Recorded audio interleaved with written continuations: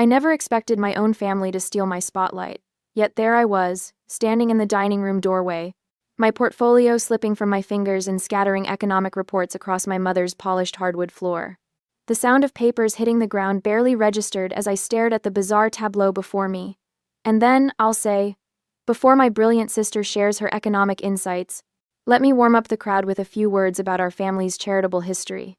Bianca practiced, her voice projecting to an imaginary audience. She stood beside the mahogany china cabinet, one hand gesturing gracefully while Mother nodded with approval from her seat at the table. "Perfect tone, darling," Mother said. "Not too formal, but establishes the proper context." They'd been so engrossed in their rehearsal, they hadn't noticed me arrive early for our celebratory dinner. The dinner supposedly planned to honor my invitation as keynote speaker at next month's International Aid Foundation Gala. Mother spotted me first. Her smile faltered for just a second before brightening with practiced warmth. "Odette, you're early." Bianca turned, her expression shifting from surprise to something resembling pity. "Oh, don't look so shocked, you'll freeze up there without help." My chest tightened as a memory surfaced with painful clarity. I was 12, sitting at the piano during the Christmas recital, fingers poised over the keys for my solo. Then suddenly Bianca appeared beside me, nervously clutching her violin. "Honey, Bianca will join you," Mom had announced to the audience. They always perform better together. I'd spent weeks perfecting that piece alone. Bianca has the charm, Odette has the brains, they need each other, Dad would say whenever I achieved something academically. Meanwhile, Bianca's social popularity always earned standalone praise. My scholarship announcement dinner became about Bianca's new role in the student council. My graduate school acceptance was overshadowed by Bianca's engagement party. I knelt to gather my scattered papers, my fingers trembling as I collected economic projections I'd spent months researching. The familiar knot of disappointment twisted in my stomach, but something else stirred beneath it, something hot and unfamiliar. "This is my invitation," I said, my voice steadier than I expected. "The organizers specifically asked for me alone." Mother's smile tightened. She exchanged a quick glance with Bianca before standing to help set the table. "Don't be selfish, dear. Bianca can help warm up the crowd." "It's not about being selfish." I stacked my papers, noticing with satisfaction that my hands had stopped shaking. "It's about respecting that I was chosen for my expertise."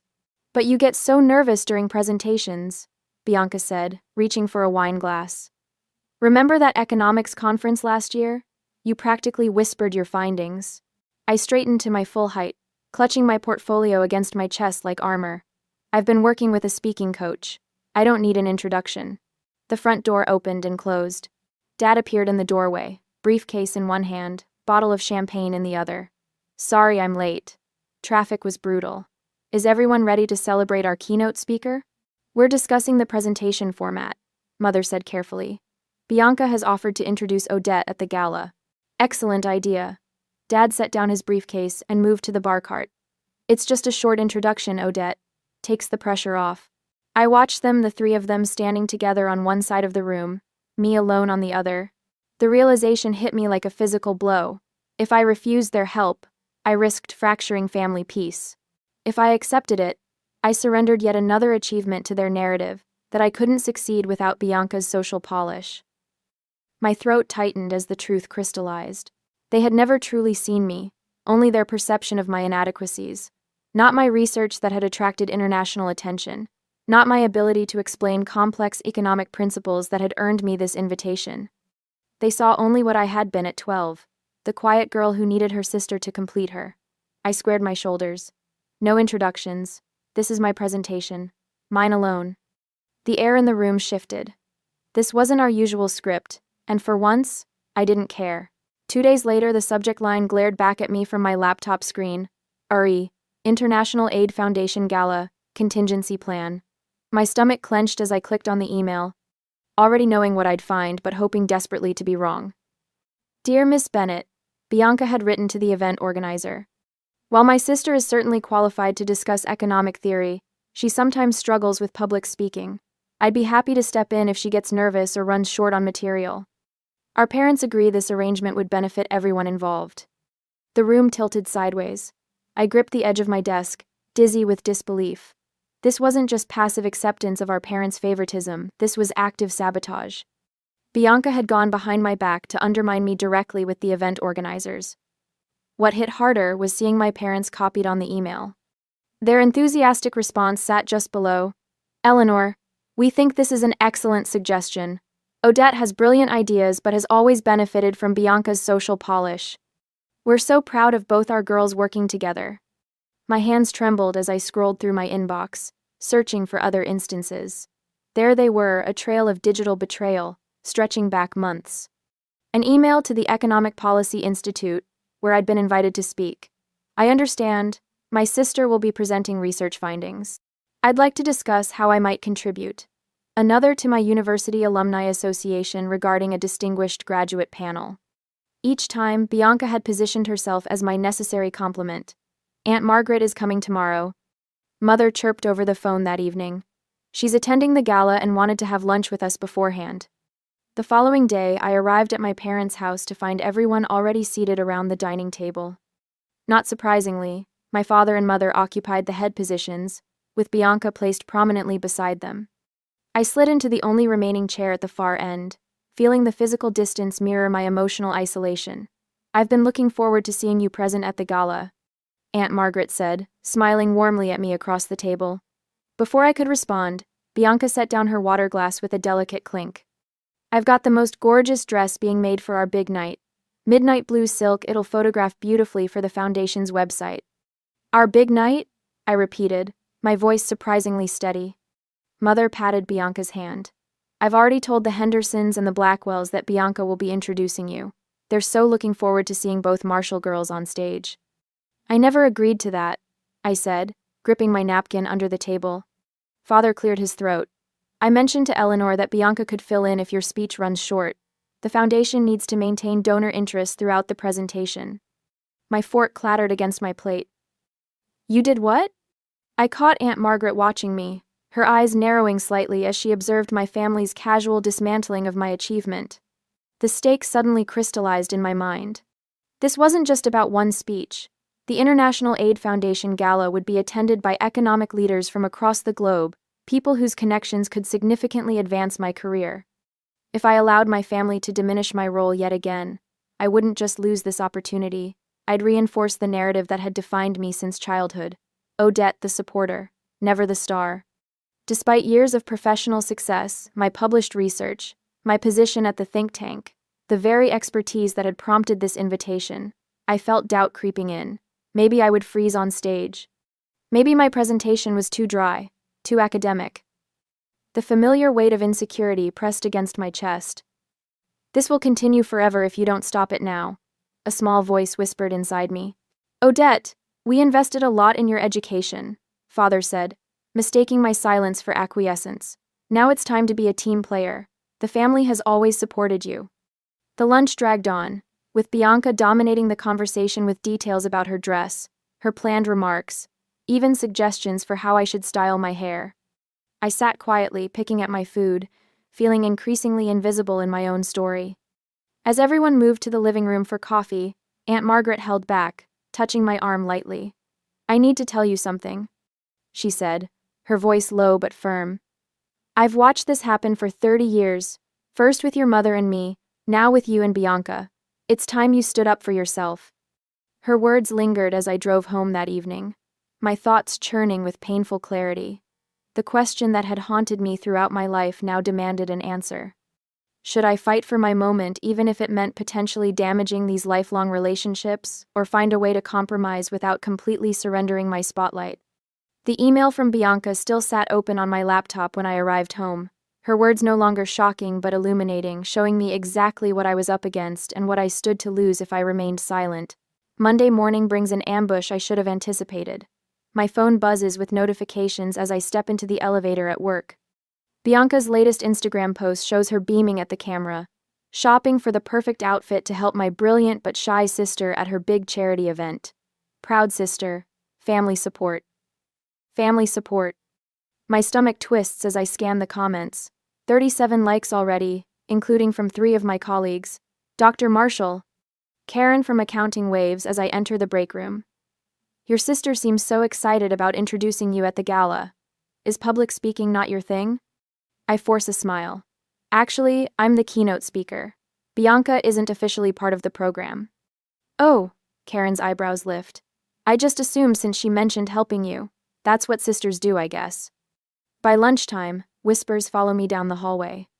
I catch fragments as I pass the conference room, through family connections probably, and, as sister knows everyone in charity circles. The final blow lands at 3 o'clock. North. My office phone rings. Odette, could you stop by? My boss, Director Williams, sounds strangely formal. Something's come up regarding the International Aid Foundation event. In his office, he gestures to the chair across from his desk. Your mother called this morning. The words hit like ice water. My mother called you? She mentioned your sister might be available to represent the family at future events. He studies my face. I wasn't aware this was a family affair. The invitation specifically requested you for your economic expertise. It's not a family affair, I say, heat climbing my neck. My research on sustainable development funding is why they invited me. My family has their own interpretation. That evening, I find my apartment door unlocked. Bianca's perfume lingers in the air. Just dropping off some outfit options. She calls from my bedroom. You left the spare key in the same hiding spot since college. I follow her voice to find my presentation materials spread across my bed. The carefully organized stack of notes and graphs now reshuffled into a different order. I looked through your presentation. Bianca says, holding up a page marked with her looping handwriting. I highlighted the parts you should emphasize and added some transitions to make it more audience-friendly. My throat tightens. You changed my presentation without asking? Just little tweaks. She waves dismissively. You always get so technical. Regular people tune out. After she leaves, I spend hours reconstructing my original organization, second-guessing every section. Did this chart come before or after the funding projection? Was this statistic meant for the introduction or the conclusion? That night, sleep evades me. I stare at my ceiling, Bianca's voice echoing. You'll freeze up without help. What if she's right? What if I do freeze? What if my research isn't enough without her social polish? The pattern continues for days. I practice my speech during lunch breaks in empty conference rooms, my voice bouncing off blank walls. Economic sustainability requires structural reform, I repeat, trying to sound authoritative. But doubt creeps in with every rehearsal. I hear my father's voice. Bianca has the charm, Odette has the brains. 20 years of conditioning doesn't dissolve overnight. What if I need her help? What if I've always needed it? Thursday brings an unexpected respite. My phone rings with an unfamiliar number. Dr. Marshall? This is Eleanor Bennett from the International Aid Foundation. I brace myself for cancellation. Yes, hello. I'm confirming final details for next week. She says, I want to reiterate how thrilled we are to have you. Your economic research on sustainable development is exactly what our donors need to hear. We're so fortunate to have you as our keynote. Her words wash over me like cool water on a burn. I insist they change the rules so that only authorized personnel can step up on the stage. She notes it and tells me to wait for the official email as an approval. 3 days before the gala, I arrive at my parents' house for Sunday dinner. Bianca stands in the living room, modeling a stunning emerald gown. Perfect for the stage lights? Mother says, adjusting the neckline. We've arranged for you both to arrive together. Bianca will handle the red carpet photos. Something inside me shifts. Not the familiar knot of resignation, but something harder, steadier. No. The word emerges clearly, surprising even me. Mother's hands freeze on Bianca's dress. Excuse me? This is my professional achievement, not a family talent show.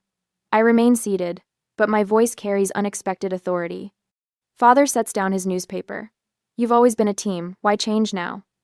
Because I'm not a supporting character in my own life anymore. I stand, suddenly aware of my full height. I've earned this invitation through years of research and expertise. Not charm. Not connections. My work. The silence that follows feels like the first honest moment we've shared in years. Later that evening, my phone chimes with a text from Aunt Margaret. I'd be honored to accompany you to the gala. Just us. Minutes later, an email arrives from Eleanor Bennett. We've noted your request. Only authorized speakers will have stage access. The contrast between these responses and my family's stunned silence speaks volumes. My supporters respect boundaries. My family pretends they don't exist. The next morning, I practice my speech again. But something has changed. My voice no longer wavers when I begin. I no longer start with, "I'm sorry to take your time," before making important points. I prepare a backup copy of my presentation and store it securely at my office. Eleanor sends a confirmation email with unexpected news. Speakers will receive special green wristbands limiting stage access. The evening of the gala arrives on Wednesday next week. I remove my carefully selected dress from its garment bag and freeze. There, along the seam, is a small tear, precise and deliberate, right where it would be most visible under stage lights. However, I have a backup plan. I slide the soft fabric of my backup dress over my shoulders, grateful for my foresight. The garment lacks the intricate beading of my original choice, but its clean lines and understated elegance speak of competence. Exactly what I need tonight. Better than expected, I murmur to my reflection, smoothing the burgundy material over my hips. The color deepens my complexion, making me appear more vibrant than I feel. My phone buzzes with another text from Mother. "Where are you? We're leaving in 10 minutes. I leave it unanswered, a small rebellion that makes my heart race. Instead, I call the car service I arranged yesterday. "Your driver is 5 minutes away, Dr. Marshall," the dispatcher confirms. 20 minutes later, I stand before the International Aid Foundation building, its glass facade reflecting the setting sun. Taking a deep breath, I walk through the entrance alone, my portfolio clutched to my chest like a shield. "Dr. Marshall." Eleanor hurries across the marble floor, her practical heels clicking a steady rhythm. "You're wonderfully early. Let me show you the stage setup." The auditorium stretches before us, rows of empty chairs awaiting the evening's guests. Eleanor guides me to the podium, explaining the microphone settings and lighting cues. I practice standing tall behind it, feeling its solid weight beneath my palms. "The sponsors will be seated here." She points to the front row. "And this," she hands me a green wristband, "gives you exclusive access to the preparation area and stage." Back in the green room, I review my notes one final time, highlighting key impact statements. When Eleanor returns with two distinguished-looking gentlemen, I rise to greet them. "Dr. Marshall, may I introduce Ambassador Chen and Dr. Abernathy? They've been particularly interested in your research on sustainable development." I extend my hand, surprised by the steadiness of my voice. "I'm honored you could join us tonight." 30 minutes into the pre-event reception, a commotion near the stage entrance catches my attention. Bianca stands at the security checkpoint, her voice carrying across the room. "This must be a mistake. I'm part of the presentation," she insists, trying to step past the security guard. Her blue dress, clearly chosen to complement what would have been my original outfit, sparkles under the venue lights. The guard remains unmoved. "I'm sorry, ma'am. Green wristbands only beyond this point." "But I'm the speaker's sister." Bianca's voice rises. "I'm introducing her." "That's not on our program, ma'am." Several donors turn to watch the exchange, their expressions shifting from curiosity to discomfort as Bianca's protests grow louder. Mother and father hover nearby, father making placating gestures that Bianca ignores. From across the room, I notice my boss, Dr. Wellington, observing the scene with raised eyebrows before catching my eye with a questioning look. I give a small shrug and turn away, heat crawling up my neck. As I watch my sister being escorted back to her table, I wonder, should I acknowledge the awkward moment when I take the stage, or simply proceed as if nothing happened? Would addressing it head-on clear the air, or just create more drama? The seating arrangement tells its own story. Aunt Margaret deliberately chooses a table near the front, separate from my family. She gives me a reassuring nod when our eyes meet. Dr. Reynolds, my colleague from the think tank, positions himself at a strategic angle from my family's table. He catches my eye and taps his watch, our pre-arranged signal that he'll create a distraction if needed. When the lights dim to signal the program's start, Eleanor appears at my elbow. "Ready?" she asks, offering her arm as if escorting royalty. The gesture, so simple yet so profound in its respect, nearly undoes me. For perhaps the first time in my life, someone is supporting my moment, rather than trying to redirect it. "More than ready," I reply, standing taller. We move toward the stage, Eleanor's presence creating a buffer between me and any potential interruptions. As we pass the family table, Dr. Reynolds engages my father in conversation, effectively blocking any attempt to intercept us. From my vantage point, near the steps to the stage, I can see Mother's fixed smile beginning to crack around the edges. Her fingers tap an anxious rhythm on the tablecloth as she realizes she can't intervene. Beside her, Bianca shifts in her seat, uncomfortable under the curious glances from nearby attendees who witnessed her earlier scene. A few whispered comments reach my ears. Wasn't she the one security had to? The master of ceremonies approaches the podium, tapping the microphone twice. Good evening, distinguished guests. Thank you for your support of the International Aid Foundation's important work. He pauses, scanning the audience. It is my great pleasure to introduce our keynote speaker this evening, the renowned economist, Dr. Odette Marshall. Eleanor squeezes my arm gently before releasing me. I mount the steps alone, my heart pounding but my steps steady. For once, no one walks ahead of me, no one waits to share my spotlight. I am, finally, stepping into my own light. I approach the podium with measured steps, my heels clicking against the polished stage floor. The spotlight feels warm on my face, surprisingly comforting rather than intimidating. From the corner of my eye, I catch movement Bianca rising from her seat, smoothing her emerald dress as she moves toward the stage steps. There must be some confusion. Father calls out, waving frantically at the MC. The gesture reminds me of how he'd flag down waiters when his steak wasn't cooked to his liking. Mother leans toward the couple seated beside her, her voice carrying just far enough. Both daughters are presenting tonight. Family tradition, you know. Bianca flashes that practiced smile, the one that appears on Christmas cards and family portraits a touch too bright, straining at the edges. Father stands now, gesturing with increased urgency, his program clutched in his fist like a baton. The security guide, a woman with silver-streaked hair and a clipboard, marked with green wristband protocols, steps smoothly into Bianca's path. I'm sorry, ma'am. Only authorized presenters beyond this point. Her voice carries a gentle firmness that brooks no argument. I take my place behind the podium, adjusting the microphone with steady hands. The notes I've prepared rest before me, but I barely glance at them. Months of research, years of expertise, and a lifetime of waiting for this moment converge as I look out at the expectant faces. Good evening. I begin, my voice clear and controlled. I'm Dr. Odette Marshall, and tonight I'll be sharing research on sustainable economic development in rural communities. The words flow with unexpected ease. I present complex data with clarity, walking the audience through economic principles without apology or hesitation. On the projector behind me, graphs and charts, all my own work, illustrate patterns that took months to identify. I'd like to acknowledge those who truly supported me through this research journey, I say, meeting Aunt Margaret's gaze. She sits straight-backed at her table, nodding with unmistakable pride. Eleanor Bennett, seated near the front, smiles encouragingly.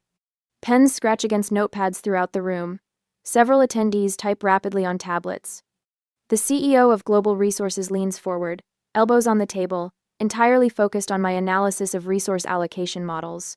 My research demonstrates conclusively, I continue, warming to my theme, that when we empower overlooked voices within economic systems, everyone benefits, not just those previously marginalized, but entire communities. The spotlight intensifies as I move toward my conclusion.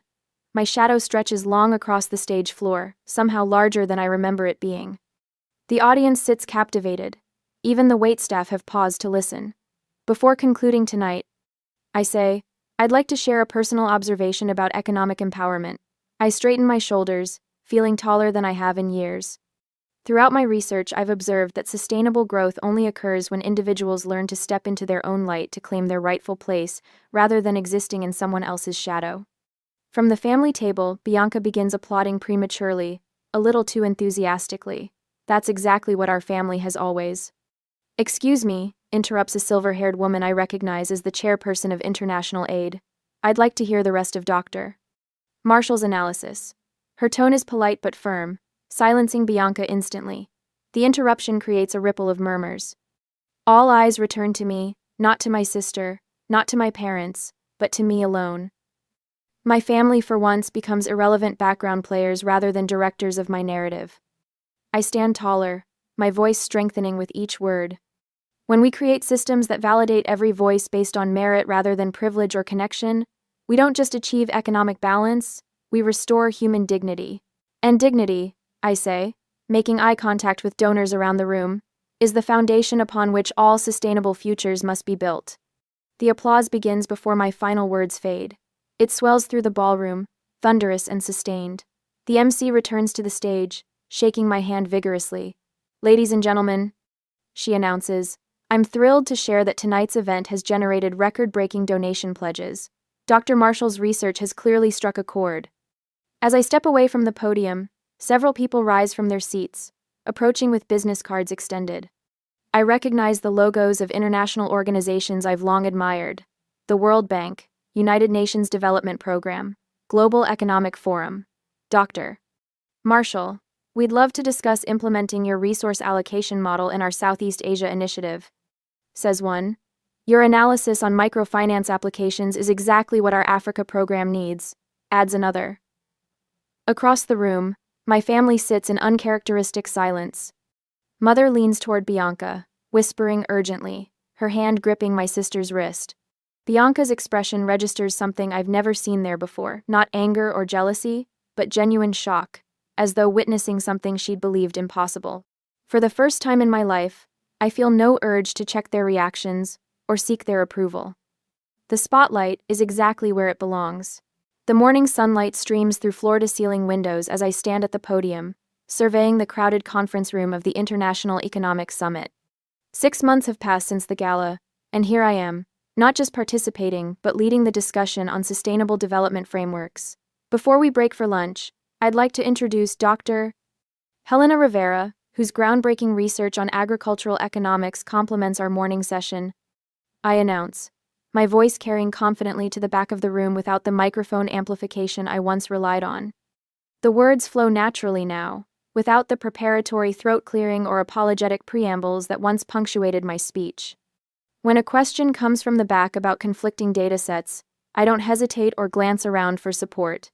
That discrepancy actually highlights a critical point about methodology, I respond, stepping away from the podium to engage directly. The room leans forward collectively, notepads ready. Even Ambassador Thornton, notorious for his skepticism, nods with grudging approval. My colleagues no longer preface my introductions with qualifiers like, "though she's rather quiet," or "despite her reserved nature." Now they simply defer to my expertise with phrases like, "as Dr. Marshall established in her recent publication," or "following Odette's framework."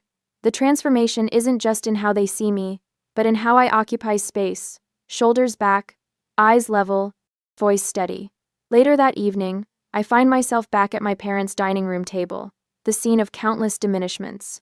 The setting is eerily similar to that night 6 months ago: mother's polished silverware, father's crystal glasses, Bianca seated in her usual place of prominence. "So this conference in Stockholm," father begins, cutting into his steak. "Will you be presenting alone or as part of a panel?"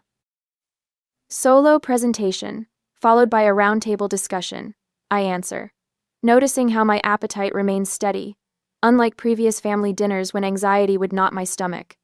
Bianca's fork pauses halfway to her mouth. "You know, I've been reading about effective presentation techniques. I could help you prepare some audience engagement strategies." "Thank you, but I've got this covered," I say calmly, taking a sip of water. The words hang in the air between us. My parents exchange glances but say nothing. The silence feels different from the tense disapproval of the past. There's something like respect in their restraint, however reluctant. The following weekend brings a small gathering at Aunt Margaret's garden apartment. Eleanor Bennett has brought champagne, and Dr. Reynolds arrives with an elaborate charcuterie board. The conversation flows easily, untainted by competition or undermining. "To finding your voice," Aunt Margaret announces, raising her glass as sunset paints the room golden, "and those who actually listen." End quote. She presents me with a small package. Inside is a framed photograph of me at the gala podium, captured in profile as I gesture to explain a complex concept. The audience faces me, fully engaged. The silver frame bears a small engraved plate, "Your spotlight." Back in my office a week later, I review the invitation that arrived this morning. The World Economic Forum wants me to deliver a keynote address on sustainable growth models.